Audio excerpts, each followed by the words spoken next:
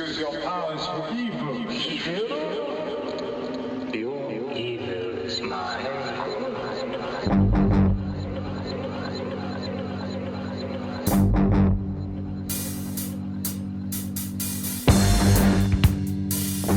Hello, and welcome to another episode of Next Stop Everywhere, your podcast about the Doctor and your tonic to get you through the long wait between seasons.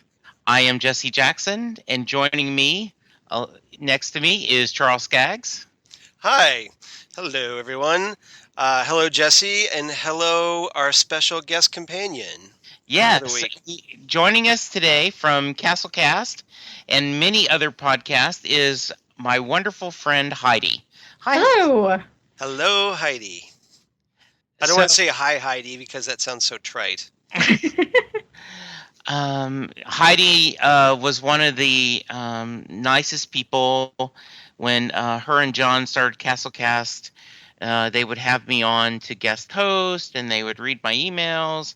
And we now do, last year when they did a Firefly rewatch, I was on a couple episodes, and we do a joint podcast at least twice a year between us and Storming the Castle and Castlecast when we kind of talk about the season. So very nice to talk Doctor Who with Heidi. Yeah, something different, huh? Yeah.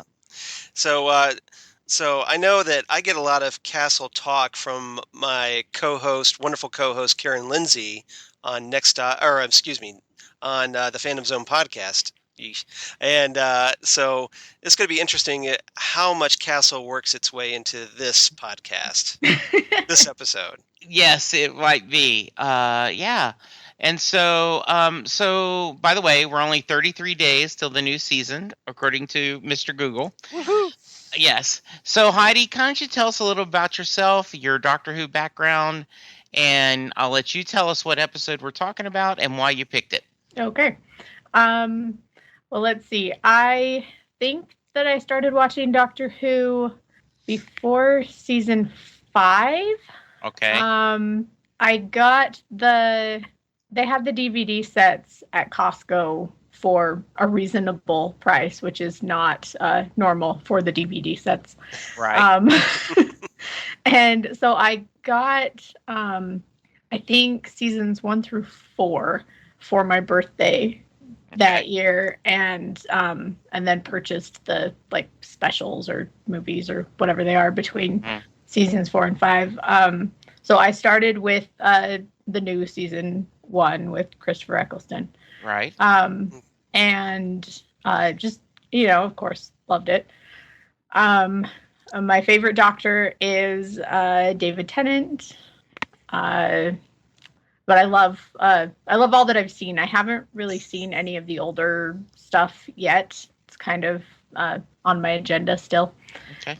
And I just barely started watching season 8 because it came on Netflix. Okay. Excellent. What we should do maybe during the Christmas break of Castle is Charles should assign us. He's really good at picking classic episodes that pair well with modern episodes, that kind of get you. So what we may do, if you're willing, is Charles will tell us a classic one we should watch, and then we could have you on during the break and kind of talk about your experiences of the classic. And what's really nice is, because we've been doing a rewatch, and he's picked episodes, and some of them I liked a lot, and some of them I didn't care for, and Charles is polite either way. He actually is very cool. He'll say, I understand why you feel that way. I could see why you wouldn't like this one as much as some of the others. And so yeah. I think that'd be fun. The classic episodes, all of them don't appeal to everyone. I understand that because, for whatever reason, production values, which were completely in the toilet back then, or that maybe you didn't care for older Doctors compared to the younger pixie-like Doctors of Tennant and Matt Smith. Mm-hmm. But so whatever the reason is, some classic Who obviously isn't going to appeal to everyone, but I think Jesse, I think you've kind of backed me up on this, is that going back and watching some classic Who actually enhances your experience of watching modern Who. Yeah, I really have. We've done a lot of, we've now watched an episode from every Doctor. version of the Doctor. Right.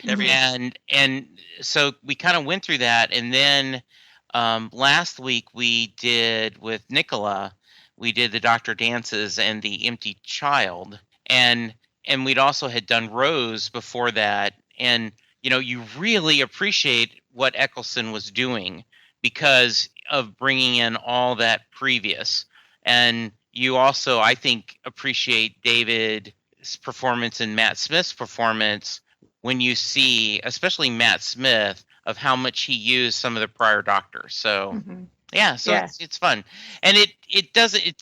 At this point, our listeners are going, "Wow, that sounds a lot like homework." No, it really isn't.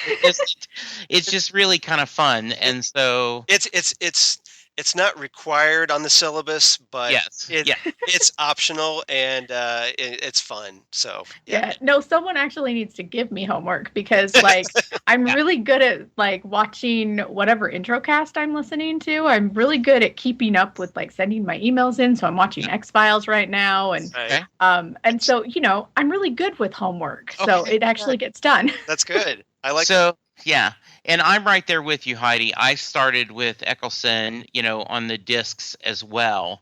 In fact, I think we've talked about this. I taped the specials, when he was off doing Hamlet, and kind of watched his final 2 episodes, kind of real time, because I finally caught up. So I'm right there with you. Nice. So what episode did you pick for us to discuss? I picked the season 3 episode Blink. Yay. Everybody's favorite. Yeah. Yep. and you got it first. Yes, you did. It was really good. And actually, a couple other people in our rewatch had said, "Hey, have you done Blink yet?" Yeah, that's what that's called for. It's booked. Yes, it's booked. So we'll kind of throw in, and we'll do Heidi, Charles, and then me. Talking order, quick thoughts in the episode, and Heidi, if you want to share during your quick thoughts if there's a reason why you specifically wanted to talk about this one, this would be a good time to throw it in there. Okay. Well, the reason that I picked this episode is because the Weeping Angels are my absolute favorite Doctor Who villain, monster, whatever you want to call them. Mm-hmm. They creep me out, as they do everyone. I pretty soon after watching this episode, I was actually in California, and we were doing a Buffy the Vampire Slayer kind of tour of places that they filmed. Yeah. And we went to the cemetery, of course, because, they filmed a lot in cemeteries. Sure. And there was all these stone angel statues. It was so creepy. And then a couple years ago, my neighbors got a little stone angel statue in their yard, and I was like, "What are you doing?" They're everywhere. I told Linda, my wife, that they're selling a Weeping Angel nightlight, and she goes, "Who would buy that? Have they never seen the episode?" I would buy it. Yeah, I bet you would. Good. So.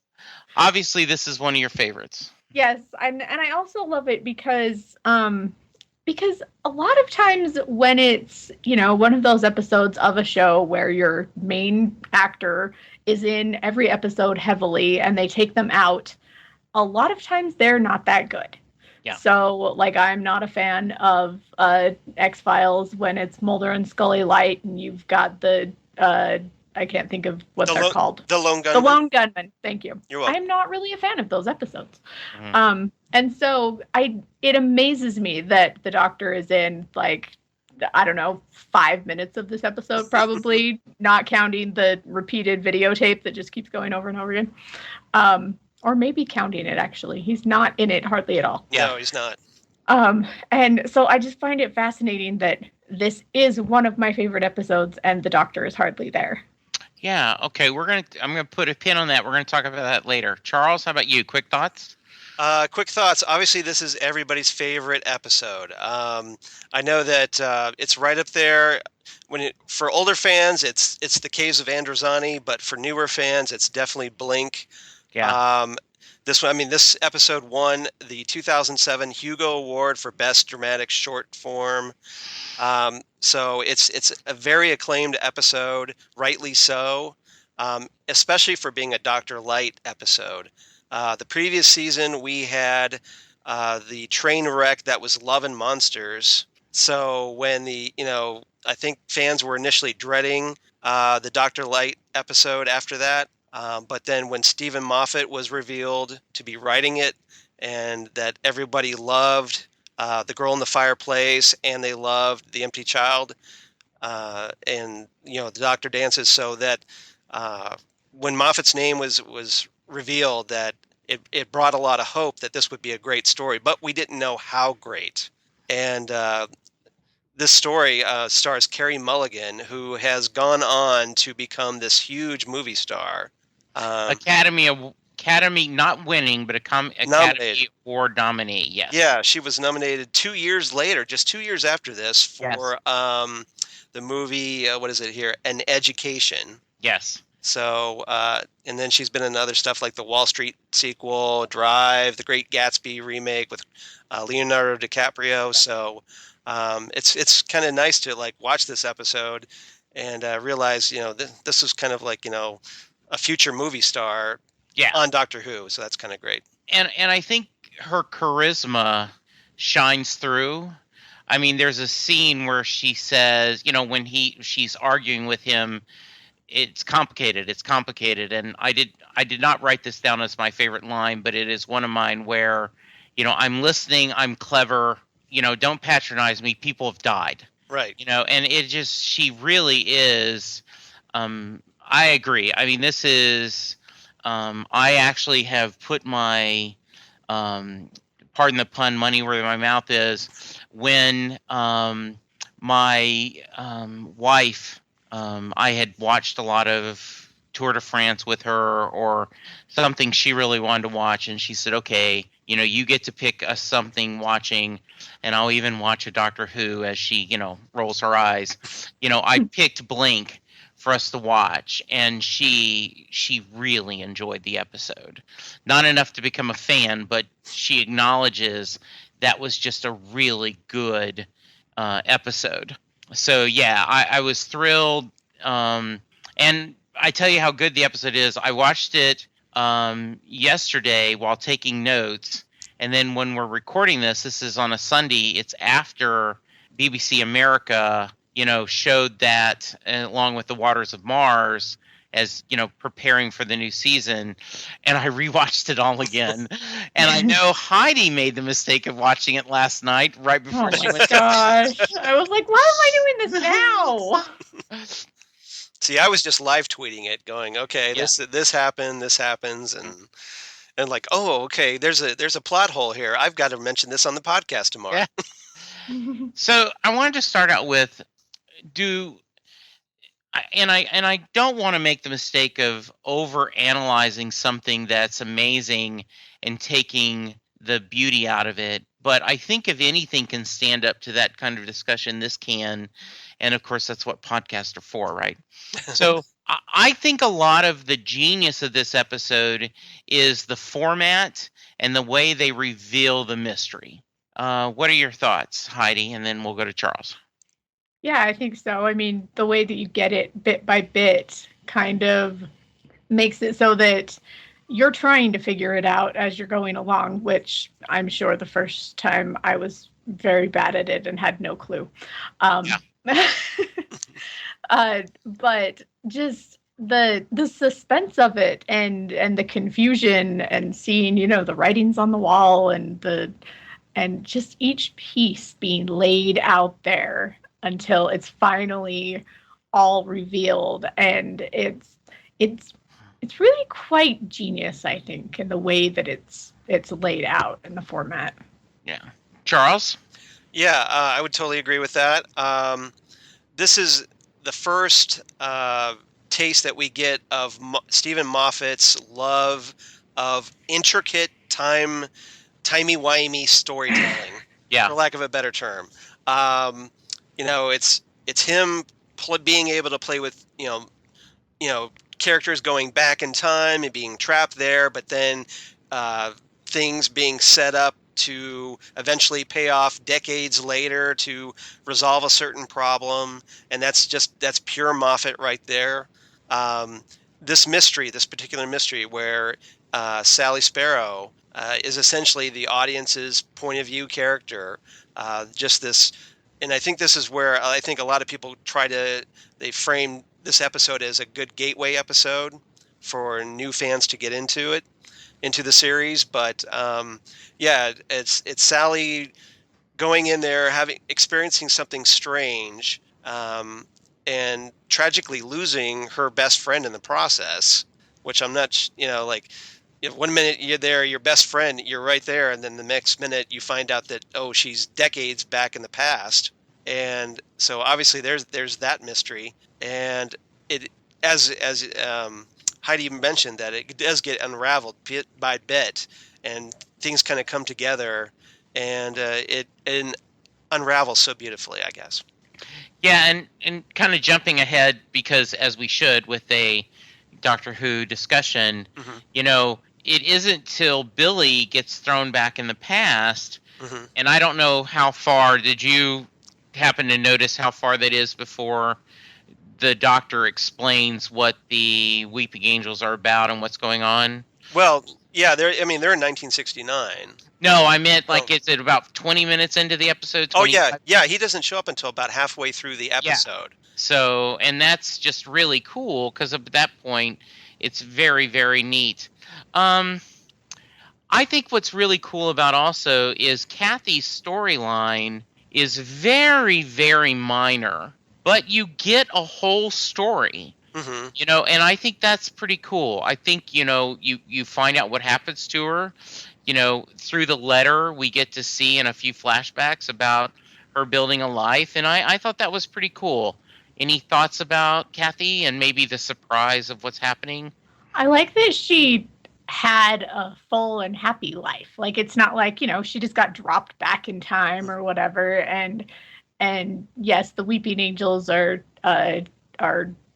sucking the energy or whatever from her time that she would have lived, but she didn't really suffer from it. Like, she had a wonderful life, and that was nice for her. Yes.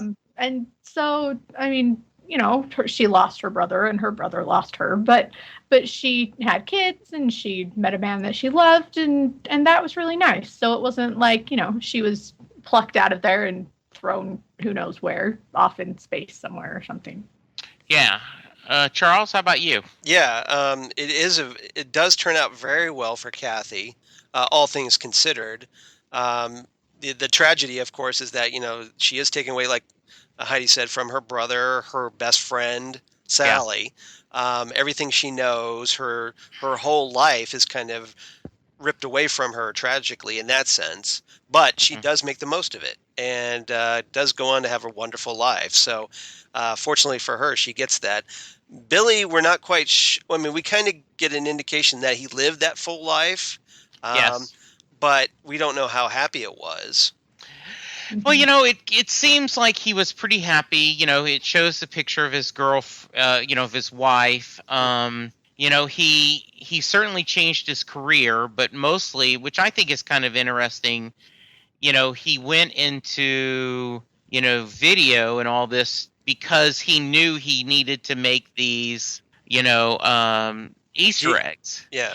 And so it's kind of very circular logic, right? Timey-wimey.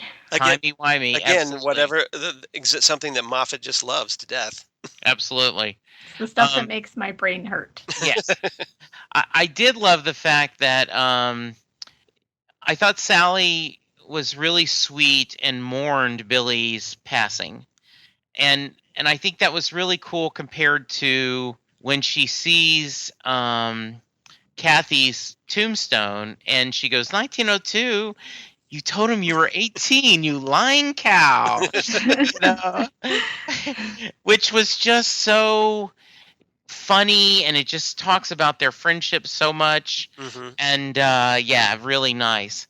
One of the things I love about British TV, and Charles and I have talked about this before, is they seem to be less race conscious than now. America's gotten a lot better at it over the past, years. But this is what, 2007? Mm-hmm. And there is Billy is flirting with our hero and Sally, and you show that he married someone, and it's just no big deal. And I always think that's interesting. Yeah, they're much cooler with it than we are over there. As someone who's been over there to England, they're definitely cooler about it than we. We're very uptight about it sometimes, but we're getting better. Yeah, so that's good. Anything else to talk about Billy? Just that I thought he was a great character. Yes. He's very charming. You can obviously see why Sally is really into him. Yes. And she gives him her phone number, but then makes the kind of Freudian slip about calling her referring to herself as Sally Shipton as opposed to Sally Sparrow. Yes. So I thought that was kind of funny. And she, is all embarrassed about it in a very adorable way. So I just thought that was great. Yeah, and I like how she said, this is not a promise. Mm-hmm. It's just my phone number. Yeah. Yeah. And then it's because it's so cute, and then it's so sad that, her hopes are just dashed that pretty much same day. He makes the phone call, but sadly it's 50 years too late. Yeah. And I love how he says it was raining when we first met, and she goes, it was the first rain. It's this same rain. Uh-huh. And I love how she stayed with him. And we get a cut where it's not raining in the empty, she's in the empty, ward. And it's very sad. And it's just the right amount of motion, and we move on. So let's talk about Sally. Obviously a great actress is being played by the character, but I think it's a pretty interesting character. And I think I speak for a lot of us. We would have loved for her to go on a adventure with the Doctor, right? Yes. So let's talk about her, kind of the storyline. Anything you kind of want to talk about how she's clever, what she does, and how we kind of tie up the, once again in Moffat manner, the dog's eating his own tail or something. How about the Ouroboros, where it's a snake eating its own tail? Yes, there you go. Is that what you're thinking of? Yeah. Yes, I kind of lost control at the end. It's like abort. Yeah. Bail out. Go ahead. Let's see. Yes, Jesse, I would love to have seen Sally become one of the Doctor's companions, even for, just a couple episodes or something. It would have been fun. And I'm sure that a lot of that is the actress. I didn't like watching it again. I knew that I recognized her from something else, and it wasn't until I went to IMDb that I realized that she was in The Great Gatsby. Yes. But yeah, I really enjoy her performance. And Sally is great because she does all of the stuff that that characters do, that you kind of yell at them and go, why aren't you doing this? Mm-hmm.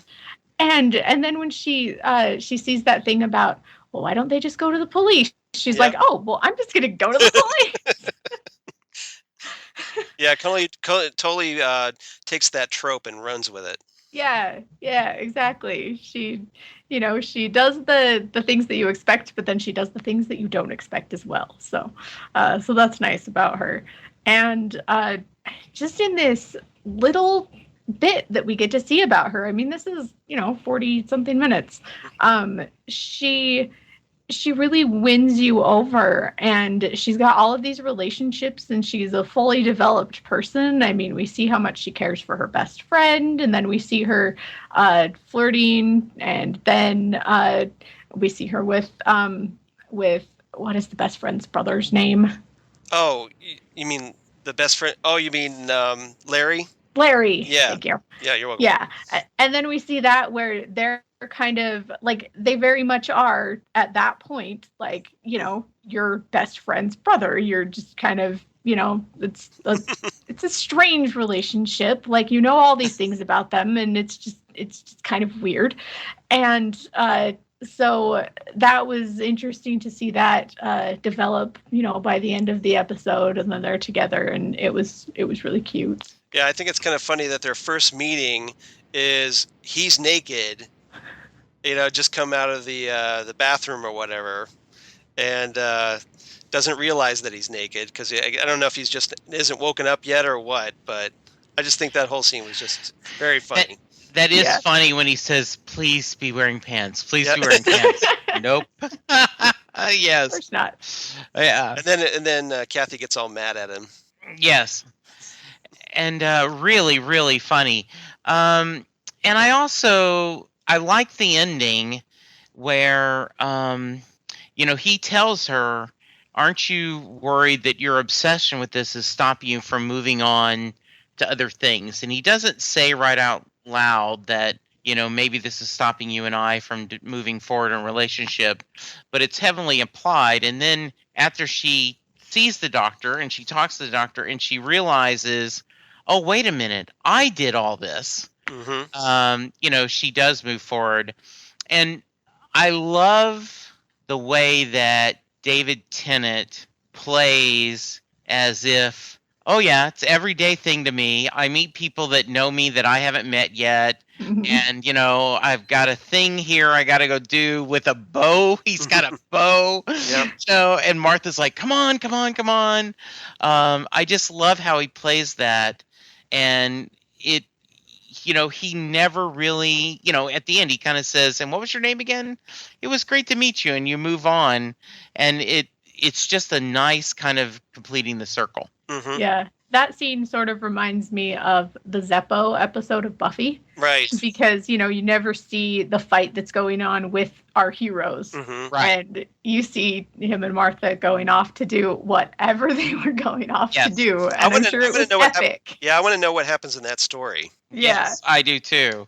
But, and I also, you know, Martha doesn't get a lot to do in this episode, but and I'm biased because I love Martha, but her lines, oh, all space and time. You know, I'm working in a shop, you know.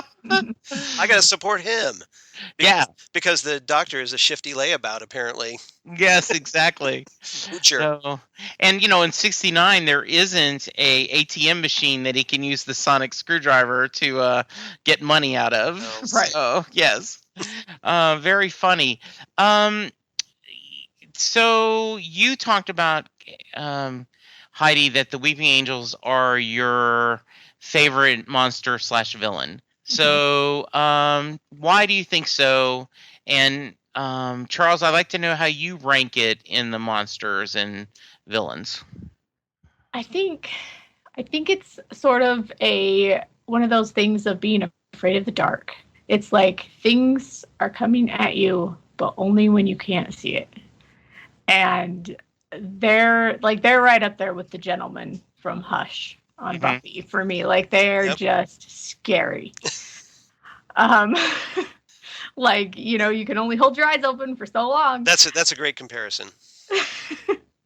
So yeah, I guess that's probably why. Just like since I was a little kid, I've always been afraid of the dark, and I think the Weeping Angels just go right into that.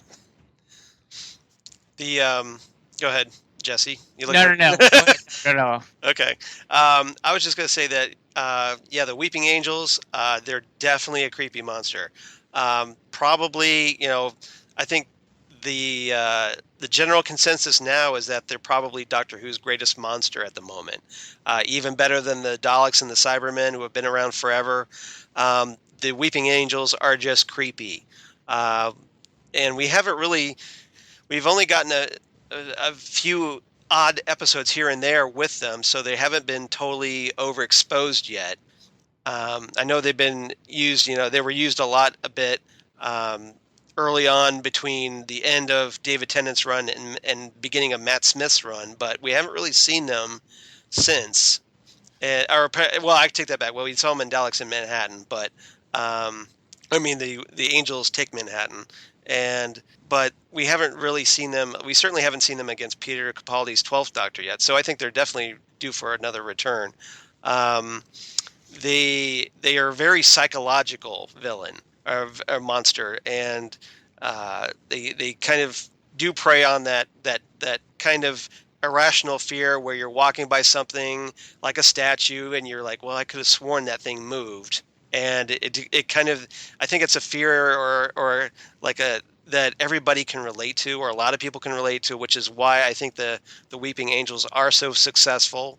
And the fact that the camera tricks that they use on with the Weeping Angels, they kind of make them much more effective as a monster. And that startle reflex. I know that my wife Lori constantly gets startled by them, and there'll be a quick cut where the angel just seems to pop out at you, and she'll just yelp and go ah.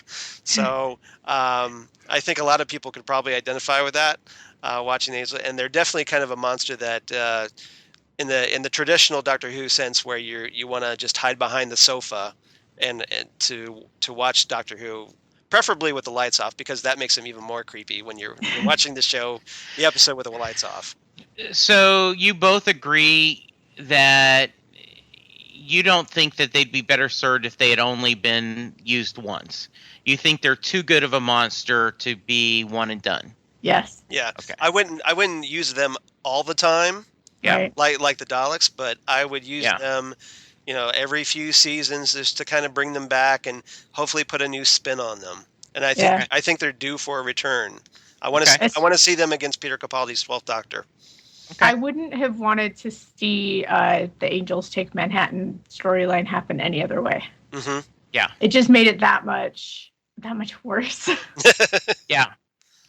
Yeah, I agree. I like them. I didn't enjoy them as much with the two-parter with River, and when the image of an angel becomes an angel. Oh, I felt like the time of angels. Yeah, I feel like they changed the rules of the angels during that time, and I have not gone back and rewatched the episodes, so maybe rewatching them might have a better understanding. I love that. I love that story. Yeah. So very good. Controversy. No. I just was just I sometimes think they're, and we talked about this when we talked about the Angels Take Manhattan.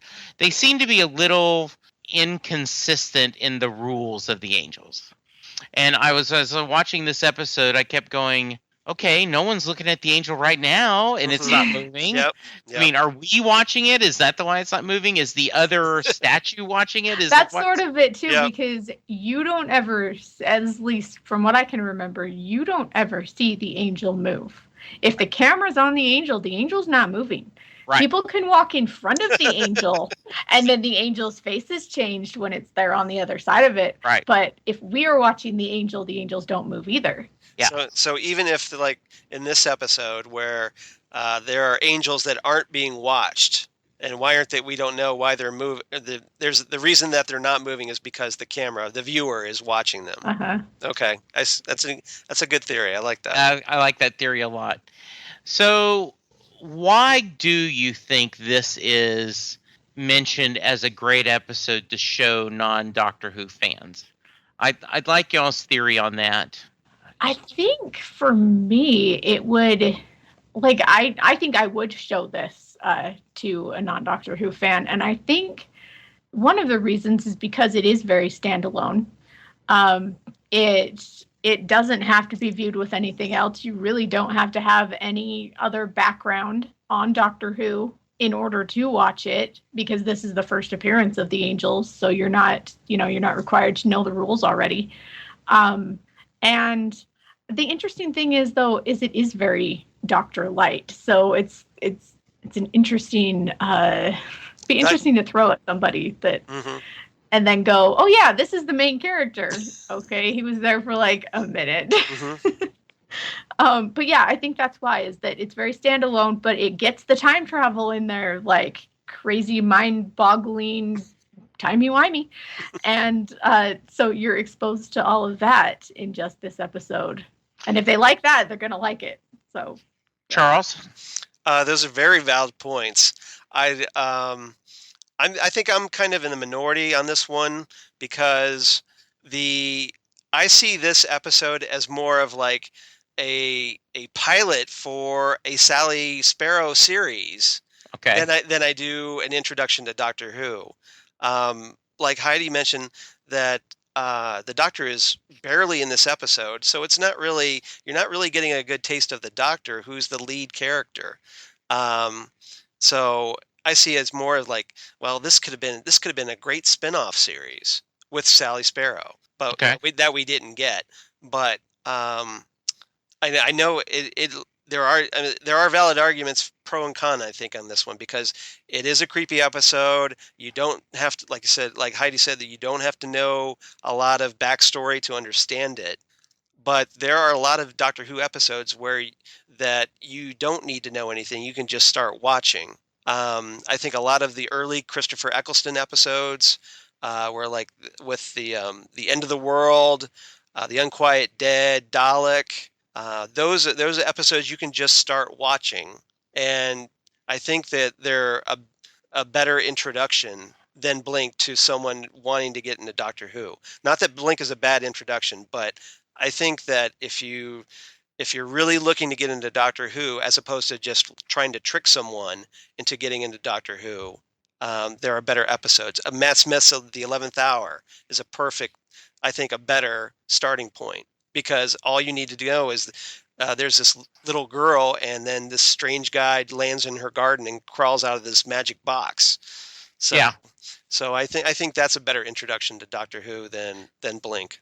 So I think, and I don't know if this is a good gateway drug or not, but I think it is as close to a 42-minute, 45-minute, whatever it is, miniature story that it's as well done as anything I've ever seen. And I think that's one of the reasons why you show this, because someone, well, isn't that the story about the guy with the big scarf, or, the monsters that have, plungers as an arm or something. And so I think this is a good example of, like, I was really proud of The Road to Perdition, because afterwards I told, Linda, that was based on a comic book. What? But there was no capes. I said, well, not all comic books, are about superheroes. And so I think that's why I think this is not necessarily a great way to get someone into Doctor Who, but it is a great hour of television to show someone who may be, oh, Doctor Who's silly, or I don't like anything science fiction. I'll pick on my wife a little bit. We were going through the True Detectives. We were binging the second season of True Detective yesterday and today, and they had the second previews for the second season of The Leftovers. And she's like, wow, that looks interesting. Why are we watching that? I said, well, because it's science. It's got a science fiction bent to it, and you don't want to watch it. She goes, oh, I might. She goes, what's it about? Well, so a part of the population disappears. Okay, I'm out. And I was going to try to tell her that, except for that, none of this is anything fantasy driven. I mean, it is. And she's, oh, I'm out. So you have my condolences, sir. For those, we do have a mixed marriage. So I think that's one of the reasons why Blink is so, it's just a good story. And so whether you're trying to convert them or trying to just entertain them, that's the reason why. I think I like your statement, Charles, about if you're trying to trick them into it. yeah. It is a good way to trick them into it. I mean, it's like Doctor Who is this massive undertaking, and if you can just show them this episode and show them how awesome it can be, then Yeah. And there are resistant people to it, so sometimes you do have to trick them. I get that. I think we can all agree that like the as long as they get into Doctor Who, no matter what, Yes. that's a good thing. So exactly. yeah, so if Blink gets you into Doctor Who, I'm all for it. Yeah. So I sent you guys a link. I don't know if you had read the original story. I'd always heard this was based on, Stephen Moffat's short story he had done for, I guess, Doctor Who Annual or Doctor Who Magazine. Doctor Who And- Annual, yeah. Yeah, and I had never read the story, and I read it last night. It's a very short story. Mhm. Had either one of you read it? I have. Okay. Yeah. Not before today. Yeah. Okay. Yeah, it's a very cute story. It's obviously different from the televised version. Yeah. I mean, for one thing, Sally isn't 10 years old, Yeah. so or 12 years old. I forget. Either And 10 there or are 12. no angels. Right, exactly. So yeah, a slight difference. Yeah, and it is. I was really surprised after I read it that really the only thing this kind of, and I see why the gem of the idea is that there's a message on the wall from the Doctor, Hmm. and that leads to the adventure, and so. Yay, Stephen Moffat, for taking. I think it's a very wonderful story, and I tweeted out the link, and we'll put it on our Facebook page. I don't think I did. I may not have, but we will. And it's worth reading. It's a very short story, and it's very well done. But it is totally just taking a gem and kind of building up this whole. Okay, I'm gonna do timey-wimey, right? Hmm. And Yeah. and I do think that is fascinating that, this is become a catchphrase for Doctor Who. I don't think Charles and I say it every podcast recording, but I would think every other we would go, well, it's timey-wimey. What are you going to do? Mhm. Right. It's a great catch-all. It is. Heidi, anything we missed you wanted to talk about? I don't think so. I think we had everything. Okay. Charles, how about you with your very strong notes? Yes, the very intricate notes. I just had some just kind of nagging questions about the story. Oh, absolutely. That'd be great.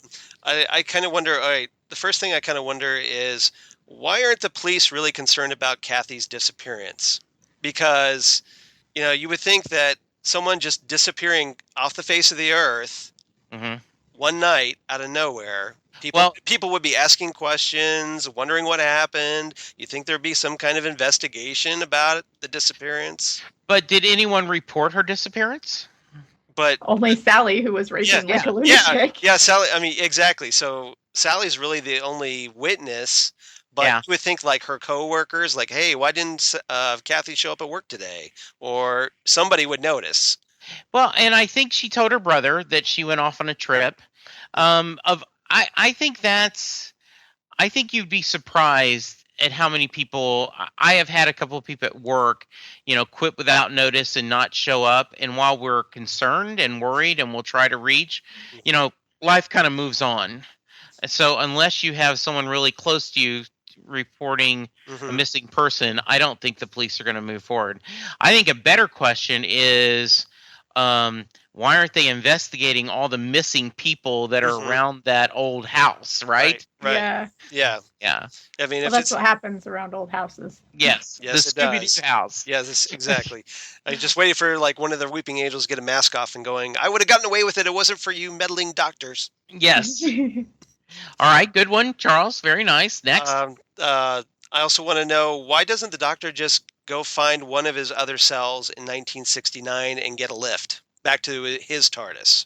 Because they're all over, like Patrick Troughton was very all over, the second Doctor was all over 1969. You think the Doctor would just remember where one of his other selves was and go, hey, I kind of need to borrow your TARDIS for a bit, and then go forward into the future to get the his TARDIS back, whatever. I have an even better question. First off, you're right. And, we know that the, 11th Doctor is all involved with the moon landing, as Martha talked about. It's brilliant. We went to it 4 times. And I guess the moon landing isn't a fixed point in time. Apparently not, because they later added, I guess the moon landing didn't change. It's the telecast that added the silence. My question is, after all this time, over 1,000 years, why hasn't the Doctor built a remote control come to me now button that he keeps in his pocket? Yeah. Right. He just needs to visit Hogwarts, get a wand, Accio TARDIS, and there you go. Because I watched The Waters of Mars this morning. I DVR'd it and I watched it, and he's got to send the robot to get the TARDIS. And I'm like, should there be a button where you could push an emergency and the TARDIS show up wherever you are, a homing device? Well, Jesse, remember, we watched The Mark of the Rani, which was a 6th Doctor story. Yes. Where he's all jealous of the Rani's little remote control. Okay, that she has for her TARDIS. Okay. And he's like, I've been wanting to get one of these, and Okay. So he still hasn't. No. Well, no, he hasn't. It's the Doctor. He's blown it off. He's he's a little disorganized. So yeah. Yeah, he procrastinates a lot. Yes, he does procrastinate a lot. Yes. Yep. And I would want to know, why didn't he get a job and why did he make Martha work? That's very... It's kind of sexist if you think of it. It is very sexist. It's like, get off your butt there, Time Lord. And go out there and bring home the bacon. So, absolutely. Maybe he tried, but he was just really bad at whatever jobs he could get. That's true. That's a good point. I like that. Shoe salesman or something. Yes. Yeah. So, and then he was trying to sell shoes that were too small for people's feet because he thought they were bigger on the inside. Absolutely. Nice. Very nice. Yes. Played. Yes. Played. I like that. The only other thing I noticed was those 4 weeping angels that are trapped looking at each other after the TARDIS dematerializes. Yes. So Larry makes the comment that they'll never move again, and I'm thinking, well, yes, until the light bulb goes out. Yeah. Or something. Or someone moves them, someone goes to move them out of that place. And as soon as you move one, they're not looking at you. There's an opening, and then they come to life and they kill you. So, and couldn't you take a sledgehammer? Because stone can't be broken, right? Pretty much. Yeah, they should have destroyed them. Yeah, exactly. I don't know why you just didn't just demolish them. Absolutely. Yeah. Which that ending is brilliant. I mean, it is so scary. They're like, coming at them. They're trapped in the TARDIS. The TARDIS is leaving, and then they're crouched on the ground, and then it's all okay because the Doctor is just smart. And I love the panic on their faces as the TARDIS dematerializes around them. Like, where's it going? Why isn't it taking us? And it's so, perfectly but of course, that's a huge hand wave, because how did the Doctor know they would all be circling the TARDIS? How do we know they'd be looking at each other? He could have just really left Sally and Larry in a bind, because he got his TARDIS back. Right. But, he gets in the head of his enemies. Yes. Wouldn't it have been safer to take them with in the TARDIS? Yes, absolutely. Right. And then just drop them bring back. Them back. Bring them back, drop them off later. But absolutely. It would have been much safer. And they would have gotten to ride in the TARDIS. Exactly. Yeah. So, okay. I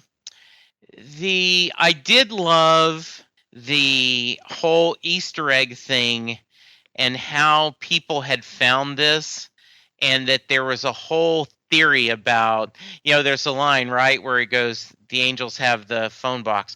Oh, I love that. I've got it on a T-shirt, And sure enough, people later on Cafe Press made a whole bunch of T-shirts. Oh yeah, yeah, and then until T-shirts everywhere, until official ones came out. Yeah. Yep.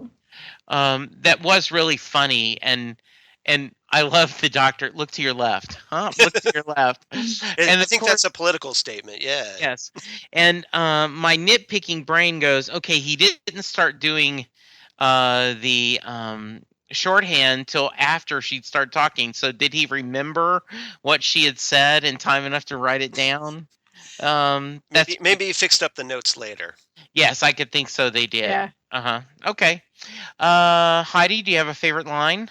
Yes, I have to do. Pull it up here. I have to do the wonderful. People assume that time is a strict progression of cause to effect, but actually, from a non-linear, non-subjective viewpoint, it's more like a big ball of wibbly wobbly, timey wimey stuff. That's such a great quote. And I have that on a T-shirt. Yeah. Actually, Yep. That is such a great quote, and I love how you kind of lost it at the end, and he's like, yeah, I kind of did. So yeah, great quote. That made my list, but I knew since I'm going last, it would be taken. I know. Charles, I made sure that I had a backup for that line. Yes. I figured it would also be taken. So mine, I kind of tried to go for one that hopefully people wouldn't get. So I went with, in the sight of any living being, they literally turn into stone. And you can't kill a stone. Of course, the stone can't kill you either. But then you turn your head away. Then you blink. Then, oh yes, it can. Ooh, nice. Thank you. Nice. I like So I had two, since you guys didn't pick them. We've already talked about Sally's, you told him you were 18. But I love the doctor saying, tracked you down with this. This is my timey-wimey detector.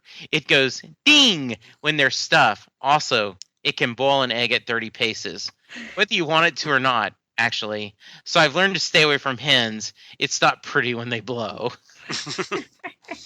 Now, doesn't he also use the ding? It goes ding in the Day of the Doctor, the 50th anniversary special. I think so. His little Zygon detector goes ding. Yeah. Yes. I thought that was a nice nod. And then the other one, of course, is sorry, got a bit of a complex life. Things don't always happen to be in quite the right order. Gets a bit confusing at times, especially weddings. I'm rubbish at weddings, especially my own. Dun, dun, dun. Yeah, we know. Queen Elizabeth. Yes. Yeah. The first, yeah. I've got one backup. Got a dash. Things happening. Well, 4 things. Well, 4 things and a lizard. That's a great quote, too. That is a great, great quote. So, on a scale 1 to 10, Heidi, how would you rank it? Oh, I have to give this one, being one of my very favorite episodes, a 10 out of 10 Weeping Angels. Very nice. Very nice. Charles? It's Blink. You have to go 10 out of 10 on this one, I think. 10 out of 10 DVD Easter eggs. Very nice. And I also give it 10 out of 10 posts on the egg forum. Nice. So I thought it was so funny. There is an egg forum, and he's talking about they can't wait to it. So, and I know they're talking about the Easter eggs, but I also think of boiling the egg. So it's kind of a nice thing. And nowadays it would be on Reddit. Yes, indeed. Yes. So absolutely, this is just. Last week we talked about the first modern classic of, first classic episode of the Modern Who. This is another episode that made Whovians excited when they heard Stephen Moffat was going to take over the show. Mm-hmm. Now, like many fans, people are fickle. And they're now going, oh, well, maybe Toby Whitehouse could take over because Doctor Who fans fickle, inconceivable. Exactly. Yeah. So Charles, do you have a reverse of polarity for us? Yeah, this one is a little tricky, as you might imagine. Yes. Blink is a very unique episode. Absolutely. In Doctor Who history, but I'm going to go with this episode called Ghost Light. Okay. This was the second serial from season 26 of the original series from 1989, Doctor Who's final season. It was written by Mark Platt, who's gone on to write a lot of Doctor Who related things, including a lot of Big Finish audio adventures. This story is set in Victorian times in 1883. There's a mansion, a really creepy mansion called Gabriel Chase, in this town of Perryville, where the 7th Doctor's companion Ace grew up 100 years later. And It's near London, and it's this really mysterious, spooky place where like there's disappearances. So just disappearances, just like in Blink. That's where I was making the connection. And when Ace in 1983, she went into the house on like dares, and she felt this evil presence there. So the Seventh Doctor takes her back 100 years to find out the source of that evil presence that she felt, and they start to investigate the various disappearances that took place in the house. They find this trapped creature in the cellar who is called Light, and Light just happens to take on the form of an angel. Ah. So I went spooky house, angel. Yep. So well done, sir. So that's where I went with that. It was hard going, but I found one. This is also the last story, ironically, that was ever produced for Doctor Who in the original series. Oh. It wasn't the last one transmitted. That was Survival, but okay. this was the last Doctor Who episode that was made in the original run. Very nice. Oh. Thank you, Charles. You're welcome. Hey, we got another trailer for the new season. Yes, we did. And we have a request, do we not, Charles? Yes. One of our lovely fans, Sandy Gray, hit us up on Facebook. So cheers to Sandy for doing that, and actually requested that we do a breakdown of this second Series 9 trailer. So I think we need to break it down scene by scene. Absolutely. So I'll let you take lead, and then we'll add our discussions. Okay. Breaking it down I tried to break this down as much as possible, but first we see the 12th Doctor bursting in the TARDIS. He apologizes for being late, and he's always late, so there's nothing really new there. The next thing we see Clara talking to Maisie Williams from Game of Thrones, who plays Arya Stark on Game of Thrones, but here she seems to be. It looks like they're set in some kind of. I'm not sure if it's a fairy tale type episode that's coming up, but she's in that, and Clara's telling her the Doctor, he hasn't got a plan yet. He will have, and it will be spectacular. Mm-hmm. And then the next thing we see this giant serpent or dragon. I'm not sure what it is. It looks more like a sea serpent. Right. To me, just jamming its head through this door right at the camera and roaring. And it looks to be like some kind of Viking episode. Mm-hmm. Could be taking place, so we may be getting a Viking episode by the looks of it. Nice. Next thing we see are these really creepy hands rising up from the ground, and they're all covered in what looks like some kind of dark mud and grime. But really creepily, they have like these eyeballs on the palms of their hands looking back and forth. So you've got creepy hands with eyeballs. Ooh.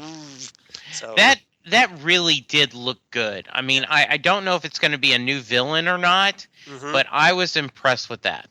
I liked it a lot. Yeah, I was kind of wondering, like, well, is it maybe like because of the eye? I was kind of wondering, well, are these like the first Dalek mutations that were ever created by Davros, or is it like maybe some obscure Doctor Who villain called Eldrad from this Tom Baker story called The Hand of Fear? We don't know yet, so it's too early to call, but it's fun to speculate on. Yes. We also see the return of Joyvan Wade as Rigsy, who we last saw in the episode Flatline, which was a great story. Right. My second favorite episode of last season. He's looking all wide-eyed at something in horror, going, so I guess, presumably we'll find out what is horrifying him at some point. We see a Zygon laughing maniacally, going, ah, ha, ha, ha, ha. Which, it's a Zygon. It's not really that scary, but, we'll go with that. We see Clara doing her best Ace impression by removing a small bazooka from a briefcase. Yes. Aiming at something, ready to blow it up real good. They seem to be getting along better this season. Yeah. Yeah, the Doctor and Clara seem to be... I'm really glad about that. Yeah, me too. Because I want to, it looks like the Doctor and Clara are having fun and adventuring together as it should be. So Right. I'm glad to see that. Absolutely. And hopefully that'll get some of Clara's haters off her back a little bit. Absolutely. Next thing we see Maisie Williams again, but this time her hair's all done up, really princess-like. Yeah. And she's standing beside this interesting male lionish creature. It's almost kind of looks like a whole Beauty and the Beast vibe going on. Okay. But I'm kind of wondering also, is this lion creature somehow related to this classic lion creature from Doctor Who's past they were called the Therals that were in this another Tom Baker episode called Warrior's Gate. So maybe not, who knows. So Heidi, Charles, do either one of you are ready with a guess of who Maisie Williams is playing? I don't really know who she's playing. I mean, we kind of speculate that maybe she might be a regenerated form of the Doctor's granddaughter, but but Moffat kind of came out and kind of poo-pooed that. But rule one, Moffat lies. So absolutely, we don't. So yeah. How about you, Heidi? Any thoughts? No, I really don't. I'm only 4 episodes into Series 8, so yeah, she hasn't quite finished Series 8 yet. Okay, that's good deal. It just came on Netflix, so you got to give her a little slug there. Absolutely. Yes, I'm on, which I think is going to be a really good episode. Is it Listen? That's a good episode. Yes, it is. Yeah, that's a good. It seems like it's going to be one of those. It's a good creepy one. Definitely watch that one with the light off too. Yes. Did you like the Robin Hood episode? That one I wasn't thrilled with. I actually liked both of the other two better. I was one of the few people that liked the Robin Hood episode. The Robin Hood. I thought it was fun. Yeah, Charles and I, but overall, that's a lot of people think that is one of the weaker episodes of the season. It was okay, but I wasn't really thrilled with it. That's a fair assessment. That is very fair. Go ahead, Charles. Didn't mean to derail you. No. Go ahead, right ahead. I don't want to be dragging this out. Next thing we see this futuristic city surrounded by wasteland, which looks an awful lot like the original city on Skaro, where we first met the Daleks in 1964. So, and then we kind of know from something later in the trailer that just very might be the case. Okay. So it looks a lot like we're going back to the original Dalek city on Skaro. For something. That could be interesting. We don't know what yet. Next thing we see is this strange tube-like machine. I don't know if it's like a transporter, like on Star Trek, or it kind of almost looks a little bit like the device from the Lazarus experiment. Okay. To me. So I don't know. There might be something going on there, maybe not. But it's, like I said, fun to speculate. We see this monster summoning a tsunami, which comes right at him. So hopefully he can withstand that tsunami. Otherwise, whoops.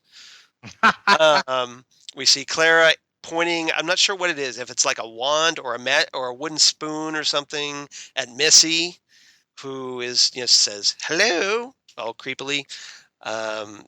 We get Clara walking into the room with the modern era Daleks. Yes. In a very 60s Dalek setting.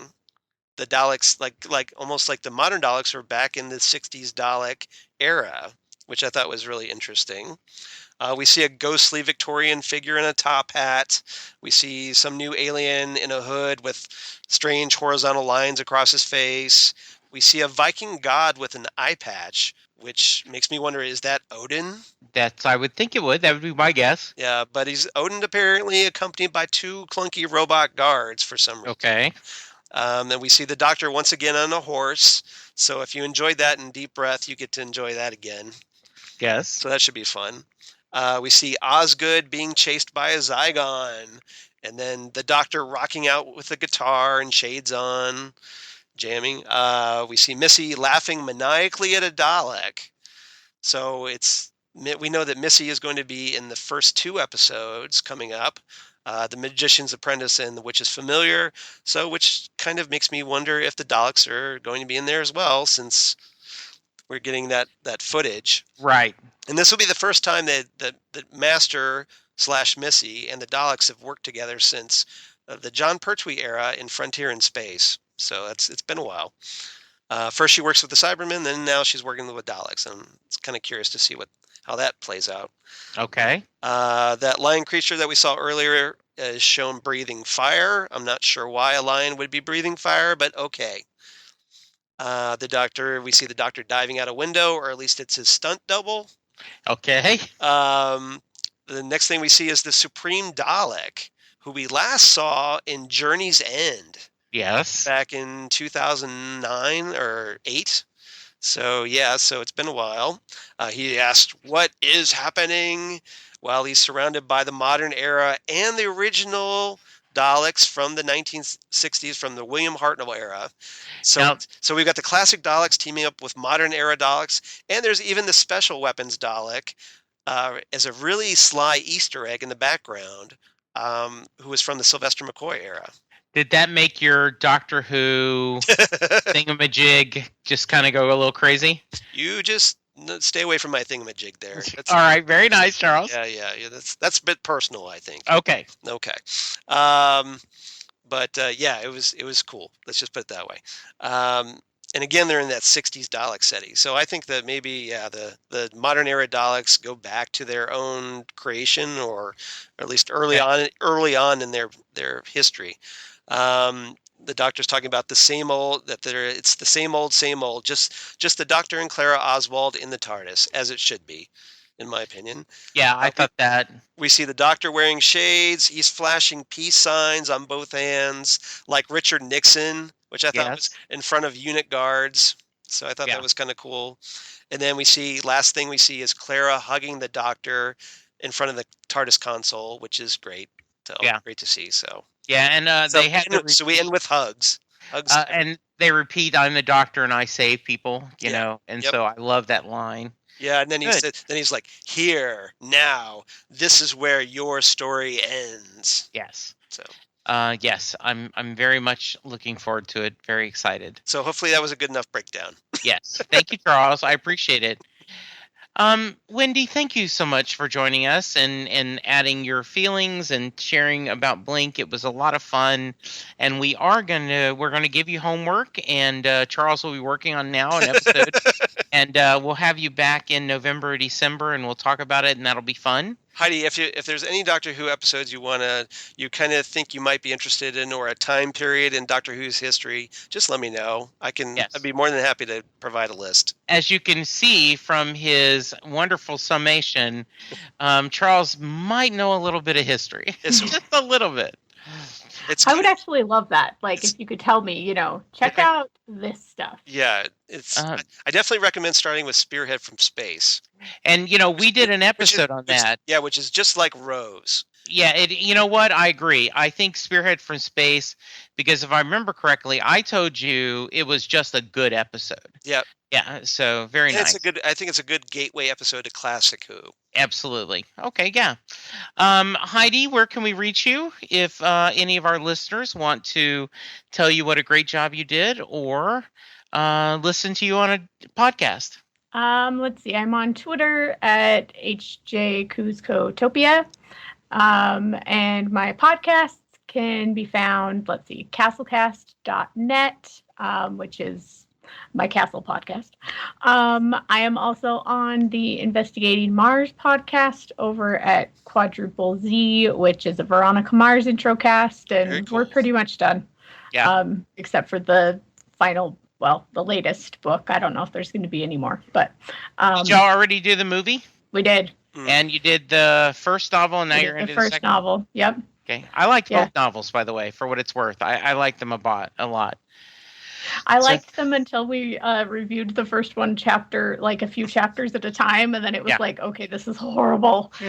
But it was better just reading it straight through. So that's what we're doing with the second one. Very nice. And then I'm also on Down Below, a Babylon 5 intro cast, and I am a newbie on that one. Awesome. Babylon 5 is greatness. Yes, I have. Yes, we're almost to the end of season 3. Oh, good. That's very nice. Oh, the Shadow. Yes. Yeah. That's the prime stuff. That's the best stuff. Very cool. We're in good stuff, so. Ivanova is God. Yeah. Remember that. Charles, where can our listeners find you? They can find me at Charles Skaggs on Twitter or at Charles Skaggs on Instagram. I'm on Facebook. I'm on the Google Plus for all you crazy kids on the Google Plus. Shout out to my pal Karen. And also my blog of geeky things, Damn Good Coffee and Hot, where I talk about lots of things, comics, sci-fi, you name it, including Doctor Who. So if you kind of dig that, please check out my blog. You hopefully will be rewarded for doing so. And apart from that, you can find me on the Fandom Zone podcast with Karen, where I talk about comics and sci-fi goodness. So yes. And I am at Jesse Jackson DFW.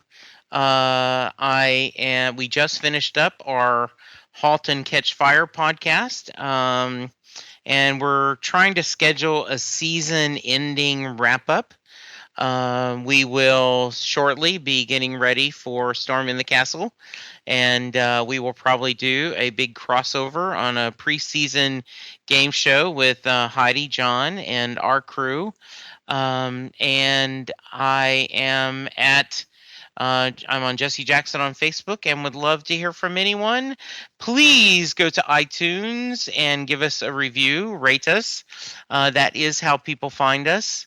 I think when I did the last time I searched for Doctor Who podcast, we were in the top 50. I'm not sure. I can't remember exact, but we aren't high enough. We want to get higher. we can do better. We can do better. So And, help us do better. Yes.